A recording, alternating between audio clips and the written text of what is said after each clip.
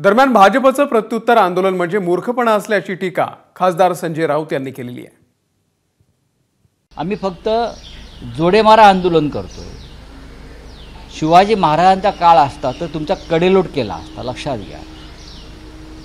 मी आता पाहिलं की आता आम्ही आंदोलन करतोय म्हणून हे भाजपचे लोक आंदोलन करतायत, हा हास्यास्पद मूर्खपणा आहे। आम्ही छत्रपती शिवाजी महाराजांच्या प्रतिष्ठेसाठी आंदोलन करतोय आणि हे आमच्या विरोधामध्ये आंदोलन करतायत। यांची डोकी फिरलेली आहे। मी वारंवार म्हणतोय की शिवाजी महाराजांचा अपमान झाला, शिवाजी महाराजांचा मान सन्मान प्रतिष्ठा यासाठी आम्ही आंदोलन करतोय आणि भारतीय जनता पक्षाचे मूर्ख शतमूर्ख हे आमच्या विरोधामध्ये आंदोलन करतायत।